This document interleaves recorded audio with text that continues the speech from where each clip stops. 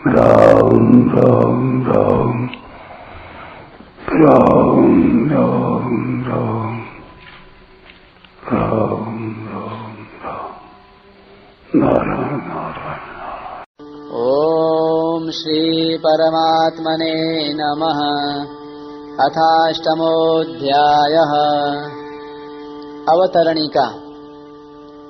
श्री भगवान ने 7वें अध्याय के अंत में अपने समग्र रूप का वर्णन करते हुए ब्रह्म, अध्यात्म, कर्म, अधिभूत, अधिदैव और अधियज्ञ इन 6 शब्दों का प्रयोग किया और इस समग्र रूप को जानने वाले योगियों को अंतकाल में अपनी प्राप्ति बताई। इसको सुनकर इन 6 शब्दों को स्पष्ट रूप से समझने के लिए अर्जुन 8वें अध्याय के आरंभ के ही श्लोकों में कुल 7 प्रश्न करते हैं। किं तद् ब्रह्म किमध्यात्मम् किं कर्म पुरुषोत्तम अधिभूतं च किं प्रोक्तमधिदैवं किमुच्यते अधियज्ञः कथं कोत्र देहेऽस्मिन् मधुसूदन प्रयाणकाले च कथं ज्ञेयोऽसि नियतात्मभिः। पहला और दूसरा श्लोक। अर्जुन बोले, हे पुरुषोत्तम, वह ब्रह्म क्या है, अध्यात्म क्या है, कर्म क्या है, अधिभूत किसको कहा गया है और अधिदैव किसको कहा जाता है।